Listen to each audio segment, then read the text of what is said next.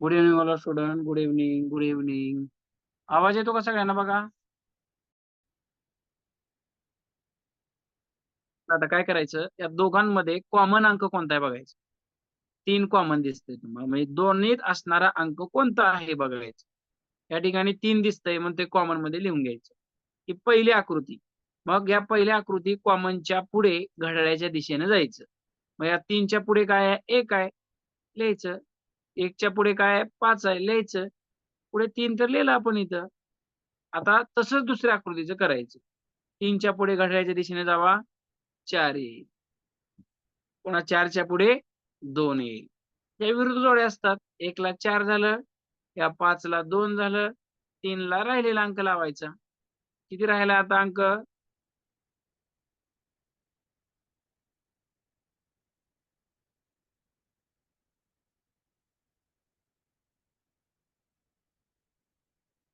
6. बरोबर आहे. छान. लागल्या तिन्हीच्या तिन्ही जोड्या. समजलं का सगळ्यांना प्रश्न? कसं आता 3 आकृत्या द्या, इतक्या वेळा आपल्याला 2 आकृत्या होत्या. सारखा अंक 3 आकृतीत बघू आपण. बरं का, सारखा अंक कोणता आहे? 2 नाही, कुठं 1 नाही, 5 बघू, इथं आहे 5, इथं नाही. आलं लक्षात? 5 आहे. पुन्हा या ठिकाणी जर तुम्ही एकच अंक सारखा असला पाहिजे बरं का. आता एक वाक्य लक्षात ठेवा माझा आताचा. एकच अंक सारखा असला पाहिजे. तुम्ही म्हणता सर 6 घ्या. 6 घेतलं आपण. या ठिकाणी 4 आणि 4 पण सारखं आहे. तसं घेता येत नाही. एकच अंक सारखा असला पाहिजे. बघा मग 5 या दोघात एकच अंक सारखा आहे, बाकीचे दोन वेगळे आहेत. तुम्ही म्हणला सर 6 घ्या, तर 6 घेता येत नाही. कारण ह्याच्यात बघा 4 आणि 4 पण आहे. 2 अंक सारखे झाले.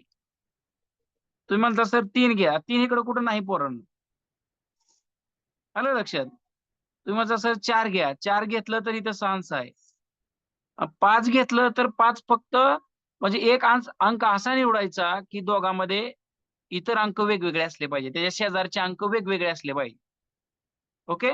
मग आपण ही आकृत्या 2 निवडू. 1 आणि 2. मी सुरुवातीलाच लिहिलं, लक्षात घ्या. लिहायला पाहिजे होतं. अगोदर लिहिलं मी. बरं आपण 5 निवडला. घड्याळ्या दिशेने जाऊ.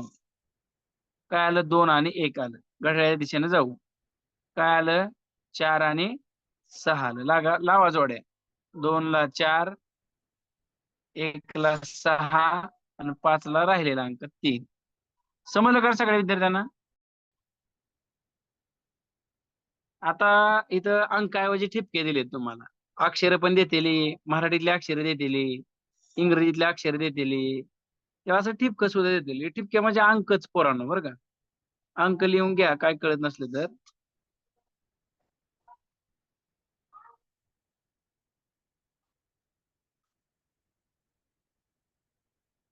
ओके. आता आपल्याला काय करायचं? कॉमन अंक निवडायचा आपण. बरं का. कॉमन अंक कोणता आहे? 2 कोणत्या पण आकृत्या निवडायच्या आणि कॉमन अंक निवडू आपण. आता या ठिकाणी समजा आपण 3 पकडलं. तर 3 कुठं आहे? इथं नाही, इथं आहे. या ठिकाणी आहे आणि दुसरे पण अंक वेगवेगळे आहेत. या ठिकाणी आहे का? नाही. समोरचे अंक वेगळे असले पाहिजे बरं का. आपण समजा 3 निवडलं, तर इथं या ठिकाणी 3 आहे. इथं शेजारी 5 आणि 2 आहे. इथं 6 आणि 4 आहे. चालेल. म्हणजे आपण आकृती 1 व 3 निवडूया.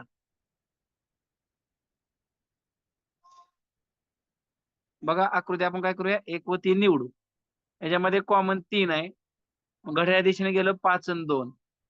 इथं घड्याळ्या दिशेने गेलं 4 आणि 6. विरुद्ध जोड्या लावा. 5 ला 4, 2 ला 6, 3 ला राहिलेला अंक. समजलं का सगळ्यांना सांगाय? लक्षात आलं का सगळ्यांच्या? अतिशय सोपं आहे. हाताखालनं गेलं पाहिजे. थोडा सराव पण करा. एकदम चांगलं. आता मी लिहून दिली बघा सुरुवातीला ह्याची व्याख्या. एका वास्तविक घनाकृतीमध्ये एका बाजूवरील संख्या 4 आहे. तर त्या बाजूच्या विरुद्ध बाजूवरची संख्या बेरीज 7 आली पाहिजे. मग 4 आहे. बेरीज 7 येण्यासाठी इथे किती पाहिजे? 3 पाहिजे. सगळे आपण ती बेरीज 7 येण्यासाठी ज्या जोड्या बघितल्यात, 1 असलं की 6, 5 असलं की 2 घेऊ आपण. झालं ना लिहून सगळ्यांचं? हां.